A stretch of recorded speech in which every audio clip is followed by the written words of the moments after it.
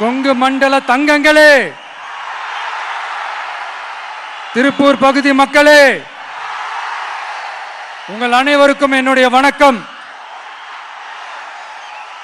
Day after tomorrow 16th அன்னைக்கு நம்மளுடைய தேர்தல் வாக்குறுதிகளை ஒரு புக்கா வெளியிடுறோம். அதுக்கு முன்னாடி இங்க சில பாயிண்ட்ஸை மட்டும் உங்களுக்கு படிச்சுட்டு போயிடுறேன். அதை மட்டும் கொஞ்சம் கவனமா கேளுங்க ப்ளீஸ் நண்பர்களே. ஓகே, ஆல் வெல் தேர், ஆல் வெல். பேசலாமா? கொஞ்சம் அமைதியா இருங்க ப்ளீஸ். நெசவாளர்கள், சிறு குறு நடுத்தர தொழில்கள் மற்றும் விவசாயிகள் மற்றும் காவல்துறையினர் சம்பந்தமான நம்மளோட அஜெண்டா சிலதை உங்ககிட்ட நான் படிக்கிறேன். ஒன்று, நெசவாளர்களின் தயாரிப்புகளை நேரடியாக சர்வதேச சந்தைகளில் விற்பனை செய்வதற்காக அரசுக்கு சொந்தமான ஒரு உலகளாவிய இ-காமர்ஸ் பிராண்ட் உருவாக்கப்படும்.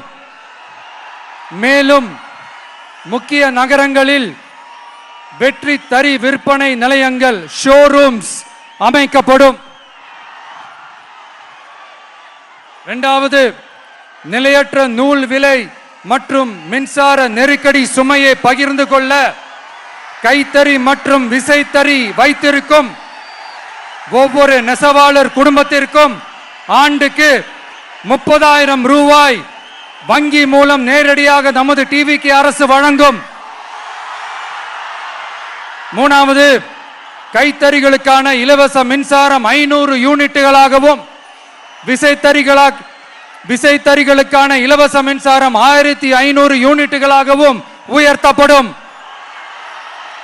அடுத்தது, நெசவாளர்களின் உற்பத்தி செலவுகளை குறைப்பதற்காக அவர்கள் வழங்கும் நூல், சாயங்கள் மற்றும் ரசாயனங்களுக்கு நமது டிவிக்கு அரசால் 50% மானியம் வழங்கப்படும். அடுத்தது, நமது டிவிக்கு அரசில் அனைத்து நெசவாளர்களுக்கும் ரூபாய் 10 லட்சம் ஆயுள் காப்பீடு வழங்கப்படும். மேலும் நெசவாளர்களின் முதியோர் ஓய்வூதியம் மாதம் 3000 ரூபாயாக உயர்த்தப்படும்.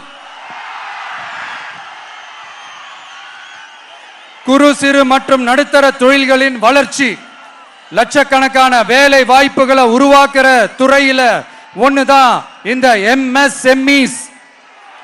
இந்தியாவிலேயே அதிகமான எம்எஸ்எம்இஸ் இருக்கிற மாநிலங்கள்ல நம்ம தமிழ்நாடும் ஒண்ணு.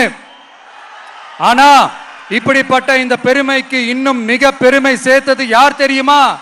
இந்தியாவிலேயே அதிகமான எம்எஸ்எம்இ நிறுவனங்கள் மூடப்பட்டதுல தமிழ்நாடு தான் 2வது மாநிலம். இந்த பெருமையை உண்டாக்குனது தான் திமுக ஆட்சியோட மிகப்பெரிய சாதனை.